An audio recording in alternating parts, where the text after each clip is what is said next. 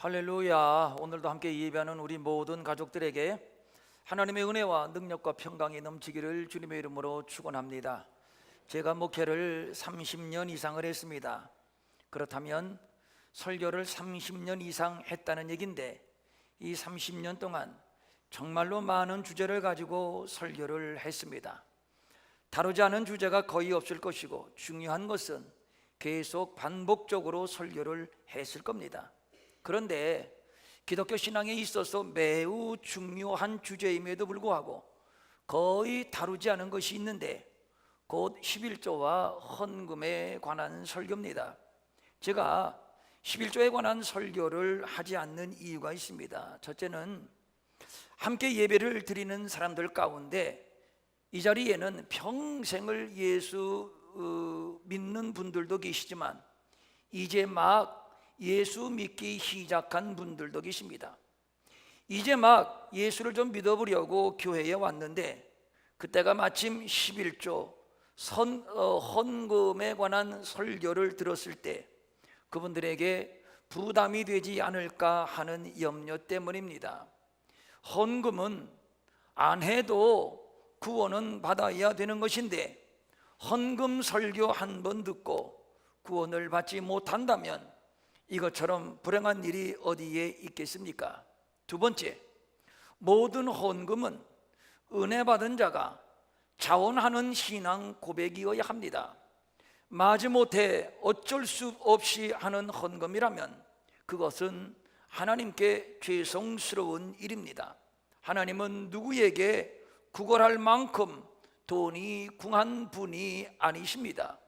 고린도후서 9장 7절입니다. 인색함으로나 억지로 하지 말지니 하나님은 즐겨내는 자를 사랑하시느니라. 그러니까 헌금은 사람의 눈이나 위적 강압에 의해서 드려지는 것이 아니라 감사하는 마음, 자원하는 마음이어야 하고, 이런 헌금을 하나님께서는 기뻐 받으신다는 것이지요. 그러므로 하나님께서 우리에게 받으시기를 원하는 것은 돈의 액수가 아니라 헌금을 드리는 하나님을 사랑하는 마음, 하나님을 경외하는 마음입니다. 세 번째, 이 목사의 인간적인 동정심 때문입니다. 우리 가운데 부유하고 넉넉하게 사는 사람은 거의 없습니다. 빠듯하게 벌어서 겨우겨우 사는 분들입니다. 나름대로 열심히 섬긴다고 하는데, 그런 분들에게 더 이상 더 이상 부담을 드리고 싶지 않은 것이 목사의 솔직한 마음입니다. 성도들이 알뜰하게 모아 하나님께 헌금을 하는 것을 보면 목사가 대견스럽기도 하지만 한편으로는 그렇게도 마음이 짠할 수가 없습니다. 이러한 목사의 인정과 동정이 그동안 헌금에 관한 설교를 주저하게 했습니다. 그런데 오늘은 제가 용기를 내서 11조에 관한 말씀을 드리려고 합니다. 정말입니다. 오늘은 정말 용기를 냈습니다. 이렇게 제가 용기를 내게 한 동기가 있습니다. 요즘 바누아투 선교사님이 귀국해 계셔서 함께 교제를 나누는 시간이 많이 있는데, 선교사님께서 바누아투에서 있었던 일을 간증해 주셨습니다. 몇 년 전에 원주민들에게 설교를 했는데 설교의 주제가 11조에 관한 내용이었습니다.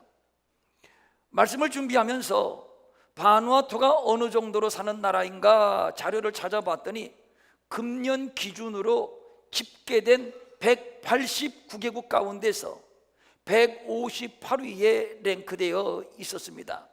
나라가 얼마나 돈이 없는지 공무원이 정년이 차서 퇴직을 해야 하는데, 그런데 나라가 퇴직금을 줄 돈이 없어서 퇴직하지 않고 퇴직금을 받을 때까지 그냥 직장에 다닌다는 겁니다. 그러고 보니까 굉장히 좋은 나라입니다. 퇴직하지 않고 계속 다닐 수 있는 나라. 이런 바누아투 사람들, 그날 벌어서 사는 사람들에게 11조는 할 수도 없고 할 형편도 못 되는 것인데, 이런 자들에게 막상 11조 설교를 하려 하니 차마 입이 떨어지지 않았는데 그래도 가르칠 것은 가르쳐야 한다는 책임감 때문에 11조 설교를 했습니다. 그런데 이 11조 설교를 듣고 그 다음 주일부터 아주 특이한 헌금이 매일 제단에 강단에 올라오는데, 보통이라면 헌금 봉투에 넣어서 하나님께 드리는 것이 보통이고 상식인데, 그런데 이 헌금은 헌금 봉투에 담긴 헌금이 아니라 나뭇잎으로 곱게 싸서 드려지는 헌금이더랍니다. 왜 그럴까? 알고 보니까 이분은 워낙 가난하니까 봉투를 구입할 수가 없어서 나뭇잎에 정성스럽게 싸서 하나님의 강단에 올려 들었던 겁니다. 그가 누구인가 했더니 할렌이라고 하는 할머니인데, 남편은 젊은 여자와 바람이 나서 집을 나가버렸고 손주 몇 명을 이 할머니가 키우면서 살고 있습니다. 그가 하는 일은 텃밭에 채소를 심어서 그것을 시장바닥에 나가서 팔아 겨우 생활을 이어가는 바누아투에서도 산골 극빈자 원주민입니다.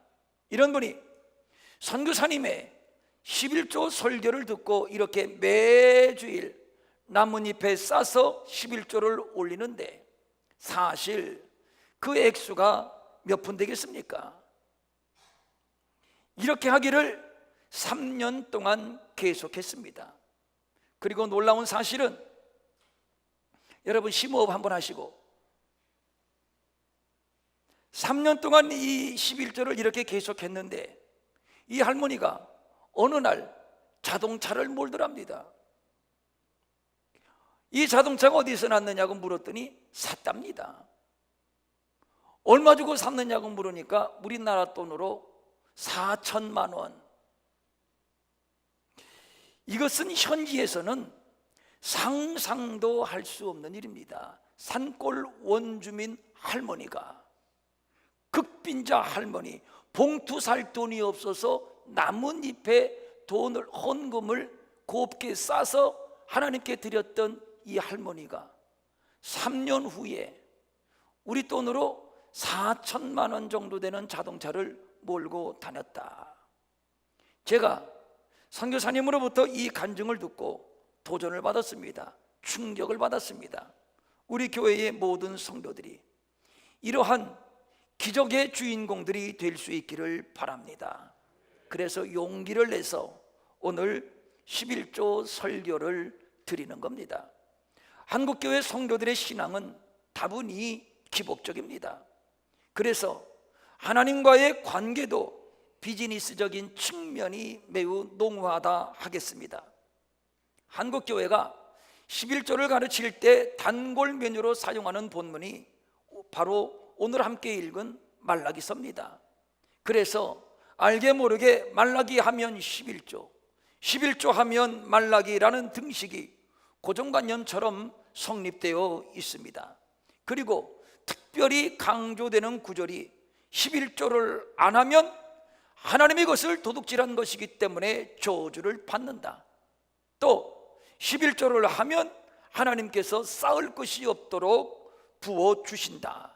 이것인데, 그래서 저주받을까 하는 두려움과 또 넘치게 복을 받고 싶은 마음으로 11조를 하게 됩니다. 이것이 대체적인 한국교회 성도들의 11조관이라고 할 수 있을 겁니다. 그런데 이런 11조의 이해가 틀렸다고는 할 수 없지만 그렇다고 올바른 이해라고도 할 수 없습니다. 오늘 우리는 11조가 과연 무엇인지, 왜 해야 하는 것인지를 본문을 통해서 다루어 보려고 하는 겁니다. 사람이 살면서 가장 중요하게 여기는 것은, 설문에 따르면 그것은 돈입니다. 약 80% 이상이 돈 때문에 스트레스 받고 돈을 벌려는 욕심 때문에 밤낮을 쉬지 못한다고 말하고 있습니다. 물질의 중요성을 반증하는 것이라 하겠습니다. 그러므로 그리스도인이 바른 물질관을 갖는다는 것은 매우 중요한 일이지요. 11조가 무엇인가? 오늘 본문 8절은 11조를 하나님의 것이라고 밝혀주고 있습니다. 그러면 10분의 1만 하나님의 것인가? 아닙니다. 10개 모두가 하나님의 것입니다. 시편 50편 12절입니다.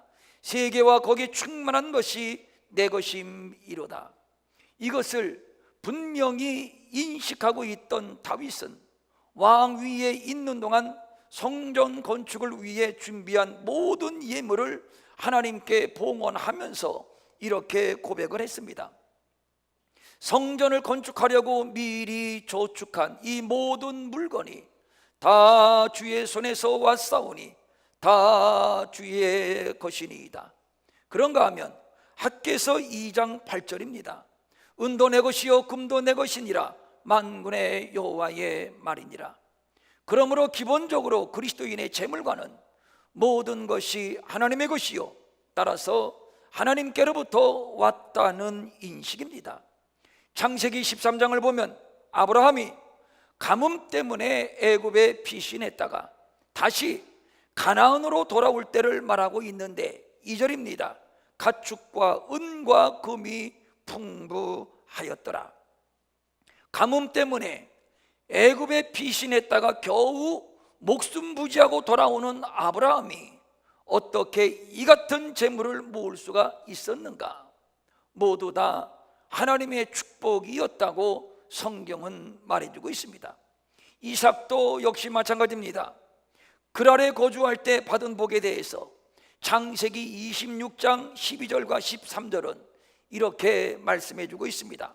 이삭이 그 땅에서 농사하여 그 해에 100배나 얻었고 여호와께서 복을 주심으로 그 사람이 장대하고 완성하여 마침내 거부가 되었다. 1배, 2배도 아니고 10배, 20배도 아니고 자그마치 100배입니다. 상식적으로 이해가 되지를 않습니다. 그런데 이것이 가능했던 것은 하나님께서 그에게 복을 주셨기 때문이요. 그래서 그는 장대하고 왕성하여 거부가 되었던 겁니다. 이런 예를 들자면 끝이 없습니다. 결론으로 모든 부는 하나님께로부터 온 것이요 그러므로 모든 소유권이 하나님께 있다는 것입니다. 그러면 11조가 무엇인가? 모든 것이 하나님께로부터 온 것이라는 신앙 고백입니다. 내가 수고하고 내가 땀을 흘려서 내가 번 돈이라고 물질의 소유권, 물질의 권한이 내게 있다고 생각하는 사람은 하나님의 주권을 인정하지 않는 사람입니다. 그렇다고 10분의 1은 하나님의 것, 10분의 9는 내 것이라고 생각하면서 10분의 9를 내 마음의 소욕대로 낭비한다는 것, 이것도 역시 잘못된 것이지요. 10분의 9까지도 하나님의 것입니다. 그러므로 우리가 10분의 9를 사용할 때에도 하나님 앞에 부끄럽게 사용해서는 안 될 것입니다. 누가복음 12장에 어리석은 부자에 관한 비유가 소개되고 있습니다. 어느 날 한 부자가 쌓을 것이 없을 만큼 많은 곡식을 수확하고 이렇게 혼자 독백을 합니다. 영혼아, 여러 해 쓸 물건을 많이 쌓아두었으니 평안히 쉬고 먹고 마시고 즐거워하자. 이제 이때에 하나님께서 말씀합니다. 어리석은 자여, 오늘 밤에 내 영혼을 도로 찾으리니 그러면 내 준비한 것이 누구의 것이 되겠느냐? 그러면서 예수님의 결론이 이것입니다. 자기를 위하여 재물을 쌓아두고 하나님께 대하여 부여하지 못한 자가 이와 같으니라. 여기에서 우리는 재물에 관한 아주 중요한 교훈을 얻게 됩니다. 누가복음 12장 15절입니다. 삼가 모든 탐심을 물리치라. 사람의 생명이 그 소유에 넉넉한 데 있지 아니하니라. 탐심에 대한 경고입니다. 두 번째, 재물을 가지고 하나님 나라를 위하여 사용하는 자가 진정 지혜로운 자라고 하는 겁니다. 이렇게 말할 수 있는 것은 모든 재물은 하나님의 것이라는 사실에 기초하기 때문입니다. 따라서 재물을 방탕의 도구로 사용한다든가 아니면 세속적인 욕망의 수단으로 사용해서도 안 될 것이지요. 그것은 신앙인의 삶이 아닙니다. 마태복음 6장 24절에 이런 말씀이 있습니다. 한 사람이 두 주인을 섬기지 못한다. 너희가 하나님과 재물을 겸하여 섬기지 못하느니라. 무슨 얘기입니까? 자칫하면 재물이 하나님의 자리를 대신하는 우상이 될 수 있다는 경고의 말씀입니다. 매우 두려운 말씀입니다. 재물이 영어 성경에는 머니, 돈으로 번역되어 있고 헬라어로는 맘몬입니다. 그런데 이 맘몬은 갈대아 사람들의 돈의 신을 가르치는 이름입니다. 재물은 양날의 칼과도 같은 겁니다. 유익한 것임과 동시에 상당한 위험성도 지니고 있기 때문입니다. 그러므로 만몬의 영에 사로잡히면 끝없이 소유에 집착하여 탐욕스러운 자가 되는 것이고, 그래서 많은 경우 없을 때 좌절하고 또 좀 더 갖게 되면 그것을 가지고 과시하고 낭비하고 교만해지는 것입니다.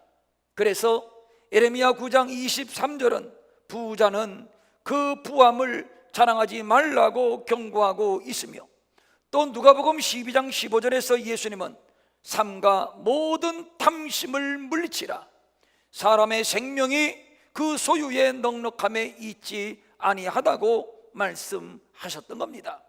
그런 의미에서 물질은 하나님 앞에서 선하고 유익하게 사용하라고 주신 것이지, 사랑하고 자랑하고 교만하고 그것을 가지고 방탕하고 타락하라고 주신 것이 아님을 우리는 알아야 할 것입니다.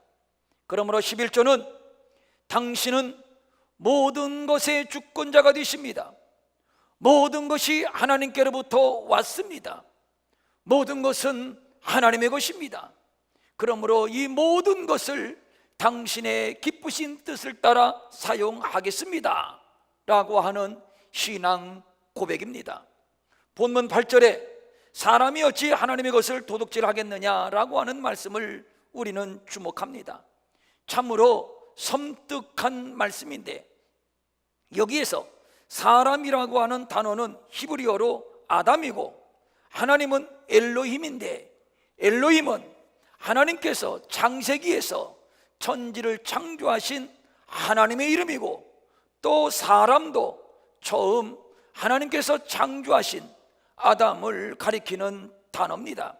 그러니까 사람이 어찌 하나님의 것을 도둑질하겠느냐라고 하는 말씀은 피조물이 어찌 감히 창조주 하나님의 것을 도둑질하겠느냐라는 뜻이 되는 겁니다. 이 말씀이 얼마나 우리에게 두려운 말씀인가 하면, 먼저 도둑질하다라고 하는 말의 원어적인 의미는 단순히 살짝 몰래 가서 훔친다 이런 정도가 아니라 소유주에게서 강제로 물건을 빼앗는 것을 의미하는 단어입니다. 그러니까 하나님의 것을 도둑질한다는 것은 피조물에 불과한 인간이 감히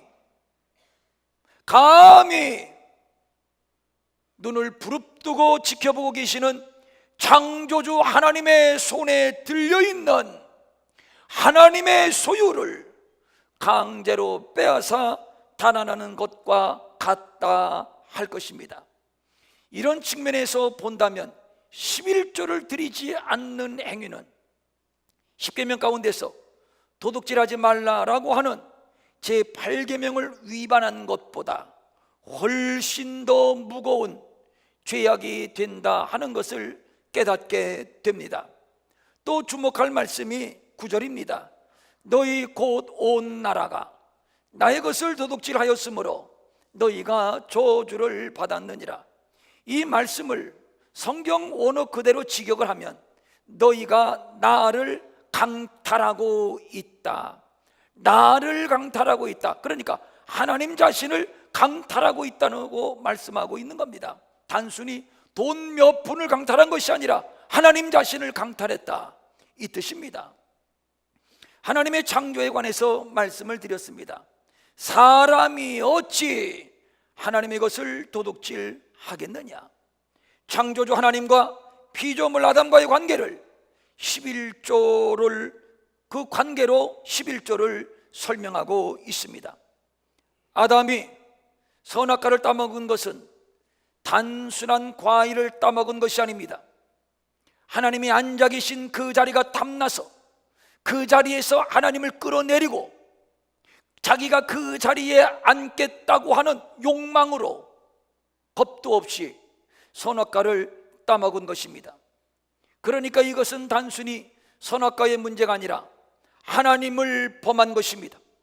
하나님의 자리를 강탈한 것이요, 하나님을 강탈한 것입니다. 본문은 마찬가지 이치로 11조를 설명하고 있습니다. 하나님의 소유 11조를 범하는 것은 하나님을 강탈하는 것이며 하나님을 범하는 것입니다. 피조물이 창조주 하나님을 강탈한다? 이것이 어디 가당이나 한 일이겠습니까? 그러므로 11조는 하나님의 하나님 되심, 그 주권과 능력과 영광에 관한 성도의 신앙 고백입니다. 그리고 또 11조의 의미를 7절과 8절에서 찾을 수 있는데, 이스라엘 백성들이 하나님의 규례를 떠나 지키지 않습니다. 이 범죄가 어제 오늘의 일이 아니라 조상적부터 계속되는 뿌리 깊은 범죄입니다. 하나님께서는 이런 백성들에게 계속적으로 돌아오라고 말씀하고 있습니다. 그러나 백성들이 듣지를 않습니다. 7절입니다. 만군의 여호와가 이르노라, 너희 조상들의 날로부터 너희가 나의 규례를 떠나 지키지 아니하였도다. 그런즉 내게로 돌아오라. 그리하면 나도 너희에게로 돌아가리라. 이에 대해 백성들이 하나님께 묻습니다. 우리가 어떻게 돌아가리이까? 이와 같은 백성들의 반문은 정말로 몰라서 알기를 원하는 겸손한 마음으로 하나님께 묻는 질문이 아닙니다. 하나님, 우리가 언제 하나님을 떠났습니까? 하나님이 자꾸 우리가 하나님의 규례를 떠나 당신을 떠났다고 하는데 우리는 당신을 떠난 적이 없습니다. 참으로 후한무치한 태도입니다. 저들은 자신들이 하나님 앞에 무슨 죄를 저질렀는지조차 알지 못하고 끝내 하나님을 향하여 불신앙적이고 반항적인 자세, 불결한 자세를 고수하고 있는 겁니다. 곧 나는 잘못한 것이 없다고 발뺌하는 아담과도 같다 하겠습니다. 그러면 잘못이 없는 백성들에게 하나님께서 너희들은 잘못이 있다고 괜히 우기고 생떼를 쓰는 것일까요? 어림도 없는 얘기입니다. 하나님께서 지적하실 때 겸손히 우리들이 무엇을 잘못했는가를 살피고 회개하고 돌아와야 하는 것인데, 그런데 이스라엘 백성들은 적반하장격으로 오히려 하나님을 대적하고 대들고 있는 겁니다. 하나님은 저들의 죄를 콕 집어 지적하고 계십니다. 하나님께 드리지 않는 11조와 헌물, 즉 너희들이 하나님의 것을 강탈했다, 즉 너희가 하나님을 강탈했다, 이것을 지적하고 있는 겁니다. 하나님을 강탈한 것이요, 곧 하나님의 주권을 인정하지 않고 방자히 행하는 하나님께 대한 이스라엘 백성들의 불신앙을 지적하고 있는 말씀입니다. 그러므로 하나님은 지금 하나님께 회개하고 돌아오는 증표로 11조를 말씀하고 있는 겁니다. 이것을 오늘 우리에게 적용한다면 이겁니다. 우리가 지난날 죄인이었고 저주의 인생이었는데 하나님께서 우리를 사랑하사 독생자 아들 예수를 보내주셨고 그 예수를 십자가에서 대속물로 죽게 하시고 그 십자가의 구속의 은혜로 구원을 받았다고 믿는다면, 그래서 그 은혜에 감사한다면, 그 구원받았음의 고백, 감사의 고백으로 수입에 11조를 드리라고 말씀하고 있는 겁니다. 그러니까 11조는 하나님의 주권에 대한 신앙 고백이요, 죄와 사망에서 방황하던 인생이 하나님의 사랑으로 구원을 받아 하나님의 자녀가 되었음에 대한 감사의 신앙 고백이 되는 겁니다. 말씀드린 바와 같이 한국교회 성도들은 두 가지 11조에 대한 프레임에 묶여 있습니다. 하나는 11조를 하지 않으면 저주를 받는다라는 것과, 또 하나는 11조를 할 때 쌓을 것이 없도록 부어주신다는 복입니다. 그래서 저주받을까 봐 억지로 11조를 드리거나, 또는 11조를 드리면 10분의 9는 내가 갖는 것이니까 이거 괜찮은 투자거든요. 그러니까 하나님 앞에 10분의 1은 뭡니까? 수수료로 드리고 10분의 9는 내가 갖는다. 이렇게 주고받기식의 거래의 11조, 이것이 보편적으로 한국교회 성도들이 하나님 앞에 드리는 11조 관이 아닐까 하는 생각입니다. 그런 의미에서 한국교회가 11조를 말할 때 저주를 받는다고 협박조로 강요해서도 안 될 것이고, 또한 복을 받는 미끼로 헌금을 많이 거두려는 속셈으로도 안 될 것입니다. 분명한 것은 하나님은 창조주이시며 모든 우주 만물의 주권자가 되심이 사실이며, 그 하나님께서 우리를 사랑하사 독생자 아들을 십자가에 내어주시고 우리를 구원하신 것도 역시 부인할 수 없는 사실입니다. 이것은 말로 형언할 수 없는 놀라운 은혜입니다. 우리는 이 사실을 아멘으로 고백을 합니다. 이 아멘으로 고백하는 믿음으로 당연히 11조를 드리는 것입니다. 그러니까 11조는 구원받아 하나님이 백성이 되었다고 하는 구원받은 자의 신앙 고백인 것이죠. 이것을 뒷받침하는 사건이 아브라함에게 있습니다. 아브라함의 조카 롯이 북방 족속에 의해 포로로 잡혀갔습니다. 아브라함은 조카 롯을 구출하기 위해서 군사를 데리고 출병하여 롯과 그의 가족과 그리고 잃어버렸던 재물을 다 찾아왔습니다. 그리고 돌아오는 길에 살렘 왕 멜기세덱을 만났는데, 이 살렘 왕 멜기세덱은 예수 그리스도의 상징적인 인물, 예표적인 인물입니다. 아브라함은 그 멜기세덱에게 10분의 1을 바치게 됩니다. 그러므로 아브라함이 멜기세덱에게 바친 10분의 1의 의미는 이보다 더 클 수 없고 이보다 더 높을 수 없는, 높고 높고 크고 크고 영화로우신 하나님의 주권에 대한 감사, 그 은혜로 승리했음에 대한 감사의 고백이 되는 것입니다.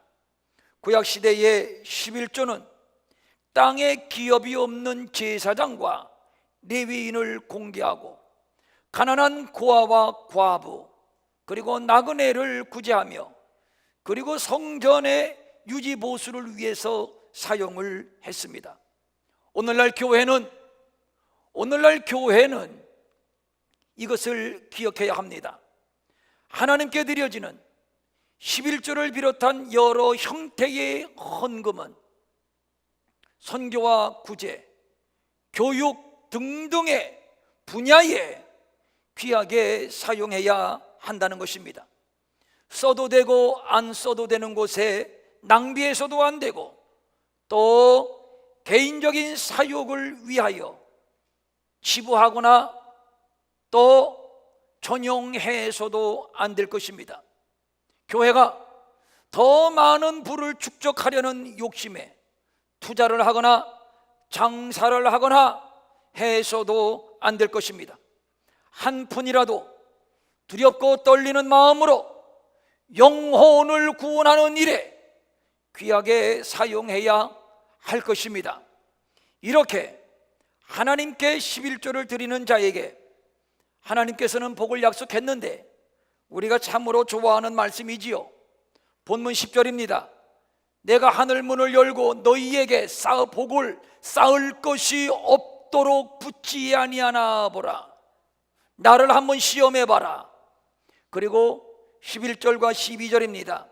내가 너희를 위하여 메뚜기를 금하여 너희 토지 소산을 먹어 없애지 못하게 하며 너희 밭에 포도나무 열매가 기한전에 떨어지지 않게 하리니 너의 땅이 아름다워짐으로